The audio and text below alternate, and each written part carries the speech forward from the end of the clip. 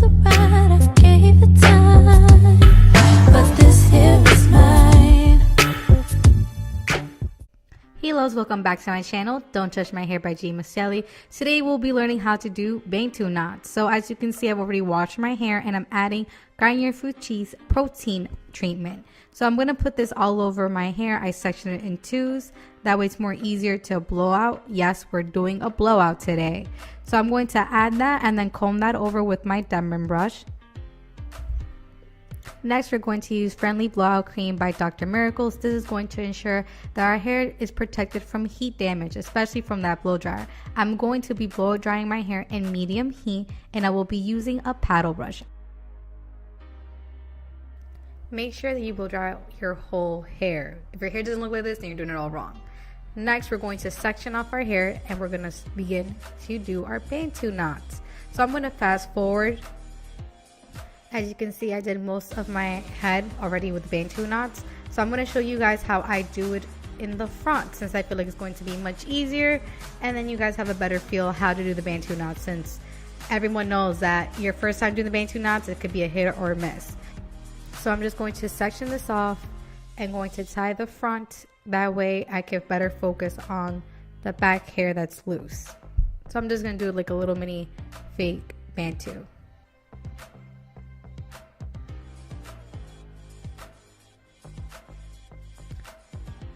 And let's begin. So the first thing I'm going to do is actually use my pudding gel from Olive Oil.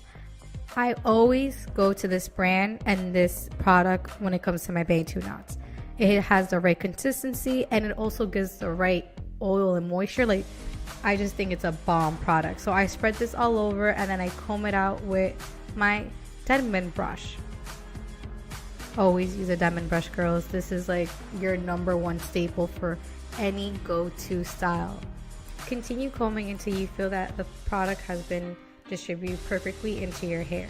So the next thing I'm going to reach for is my Eco Styler Argan Oil Gel. I feel like this gel does wonders to my hair every time I use it. So I use this in order to give the extra texture and hold that you're going to need for the Bantu knots, and I evenly distribute this throughout my hair, and then I also use a Denman brush just to make sure that it's spread out evenly.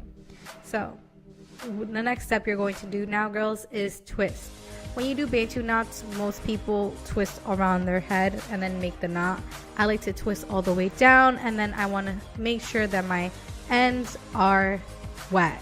Yes, so I'm going to add more product, more of the pudding, and then I'm going to continue twisting. And then my little neat trick is I do comb out my ends and I use a rat tail comb in order to ensure that the ends are wet enough, and then I continue twisting. And at the end, in order to make it easier to tuck the ends, I curl them with my fingers. So here's where the fun part begins. You're now going to wrap around the knot. Well, you're going to wrap around your hair into a knot, and then you're going to keep wrapping around and twisting, and then you're going to tuck it underneath the first knot that you made. This is the trick of the Bantu knot. You just keep twisting and going around and then tucking the hair under the last knot that you made. And you do this until you get to the ends of your twist, and that's when you tuck the ends in, and that's basically how you create that hold. If you're new, you might as well start with a bobby pin. That's basically it, my loves. Repeat this step in order to get all the Bantu knots all over your head, and trust me, you'll get amazing Bantu results each time.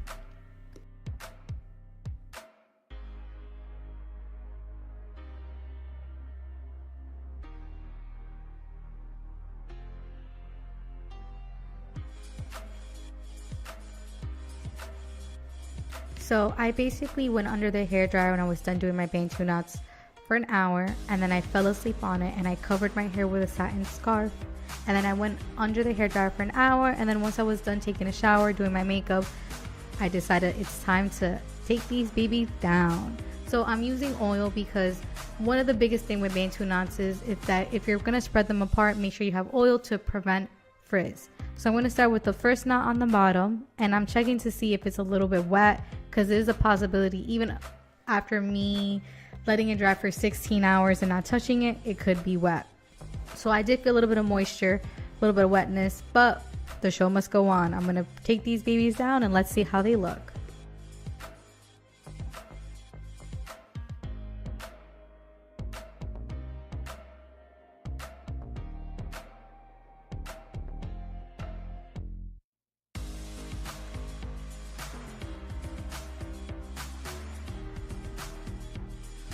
Next step is to spread your Bantu knots. Basically split the curls where they naturally want to be split, and then use oil to prevent frizz, and finger coil if you feel like the curls are too frizzy or they're not curling the right way.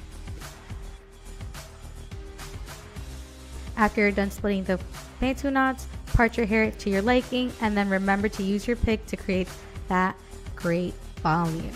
So the extra step that I like to do is basically styling my edges. I always use my Cantu. I was gonna say Bantu because you know it rhymes. Bantu, Cantu, and I just fix my edges to my liking. That way to put the look all together. My loves, that is basically it. Remember to style to your liking, and as the day goes by, my hair will get bigger. So remember, stay cute, stay curly, and positive. Hope you enjoyed this video.